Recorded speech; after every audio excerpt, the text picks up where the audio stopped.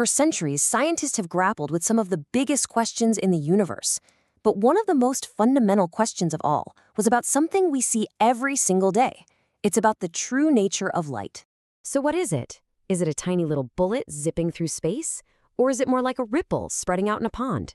This one question sparked a debate that lasted for over 200 years, pitting two of the greatest minds in science against each other. So let's dive into this tale of two theories. In one corner, you've got Sir Isaac Newton. I mean, the guy's a legend in physics. And in the other corner, you have Christian Huygens, a brilliant Dutch physicist. Each one had a powerful and completely different idea about what light really is. Newton was all in on his corpuscular theory, basically the particle theory. Huygens, on the other hand, was convinced light was a wave. And for more than 100 years, the scientific world was pretty much split.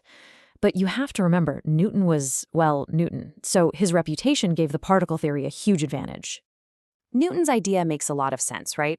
Light seems to travel in straight lines, so he pictured it as a stream of tiny, massless particles he called corpuscles. This explained reflection perfectly. You can just imagine a tiny ball bouncing off a mirror.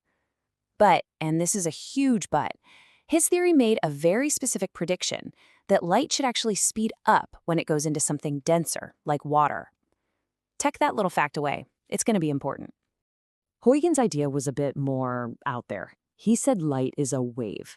Now, waves need something to travel through, so he had to invent this invisible, everywhere-at-once substance called the ether. Kind of weird, I know, but his theory had a major upside. It could explain some strange behaviors of light that Newton's couldn't. And here's the key. It made the exact opposite prediction. It said light should slow down in water. So you got a perfect scientific showdown. One of them had to be right. Now, to really understand Huygens' argument, we need to get a handle on a concept that's at the heart of his theory. It's called a wavefront.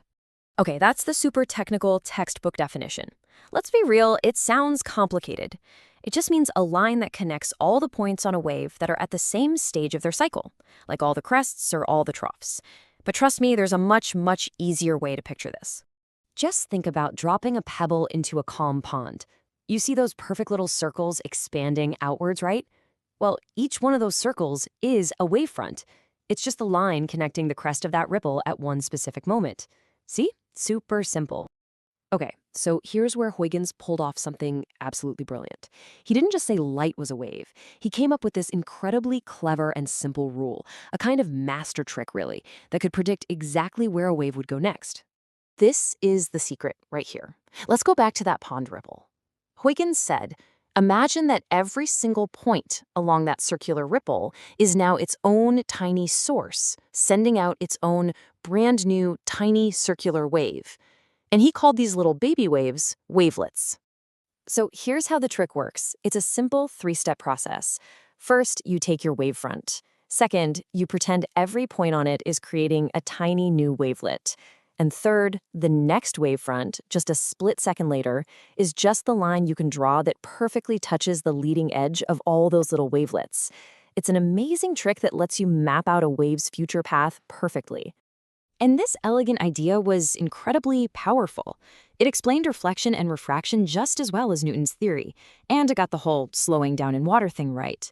But to really take down a giant like Newton, the wave theory needed a knockout blow. It needed to show something that particles just couldn't do.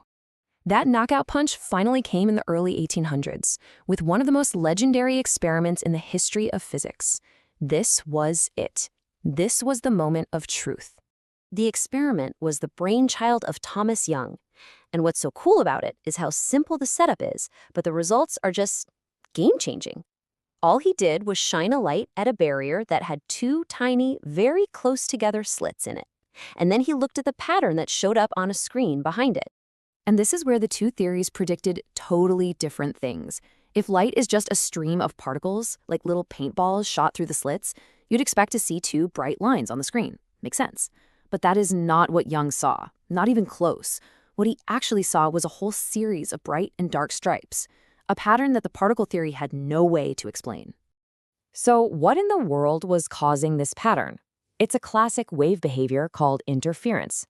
When the two waves coming from the slits overlap, in some places their crests line up, they add together, and you get a bright spot. That's constructive interference. But in other places, the crest of one wave meets the trough of another, and they completely cancel each other out, leaving a dark spot. That's destructive interference. And that was the smoking gun. Think about it. Two particles can't hit the same spot and create nothing. It's impossible. Only waves can cancel each other out to create darkness. So Huygens had been right all along. For the next century, the science was settled. Light is a wave. Case closed. Or so they thought.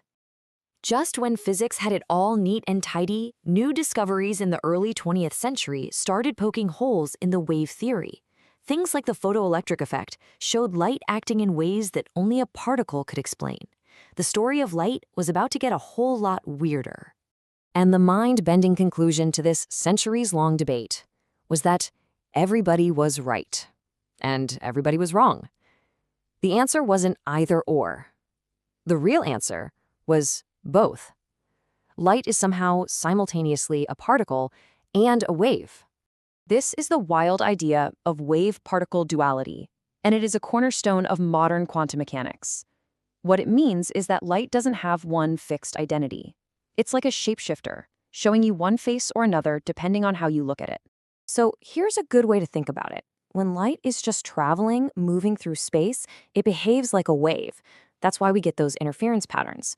But the instant it interacts with something, the moment it hits your eye or a solar panel, it acts like a discrete little packet of energy, a particle we now call a photon. And that's the big takeaway here.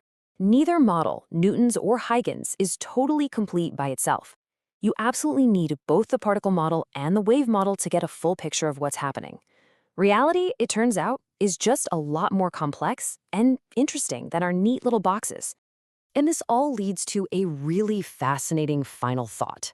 The story of light taught us that nature can hold two ideas that seem to totally contradict each other, and they can both be true at the same time. It really makes you wonder, doesn't it? What else out there has a dual nature that we just haven't figured out yet?